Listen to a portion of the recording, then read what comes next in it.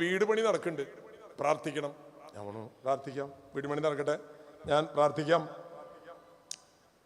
കുറെ നാളായി എപ്പോഴും കാണുമ്പോഴും ആ വീട് പണി പൂർത്തിയായിട്ടില്ലല്ലോ അച്ഛാ, എന്തത്? അപ്പൊ ഞാൻ ഇവന്റെ കൂട്ടുകാരനോട് ചോദിച്ചു, എന്തുട്ട ഒരു വീട് പണി കഴിയണില്ലത്? ആര്യാണ്? ആന്തോണിയുടെ വീട് പണിക്ക് വേണ്ടി അച്ഛൻ പ്രാർത്ഥിക്കണേ. അതെ, 5 കോടിയുടെ വീട് പണിയാണ്. 5 കോടിയുടെ വീട്, 5 കോടിയുടെ വീട് പണി കഴിയാൻ വേണ്ടി ഞാൻ തമ്പുരാനോട് പ്രാർത്ഥിച്ച് എങ്ങനെ ഇരിക്കുന്നു നിങ്ങൾ ആലോചിച്ച് നോക്കിയേ. ഇവിടെ ചറ്റക്കുടില് കഴിയുന്നവർ വാടകയ്ക്ക് താമസിക്കുന്ന ഇവിടെ 5 കോടിയുടെ വീട് പണിയും.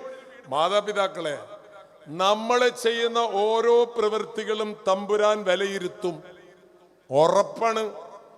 നിനക്ക് സമ്പത്തുണ്ട്, നിനക്ക് ഇഷ്ടമുള്ളതൊക്കെ ചെയ്യാം, പക്ഷെ ചെയ്യുമ്പോൾ തമ്പുരാൻ കണ്ണുകൊണ്ട് നോക്കും നിന്റെ മനസ്സിലേക്ക്, നിന്റെ ലക്ഷ്യം എന്താണ്.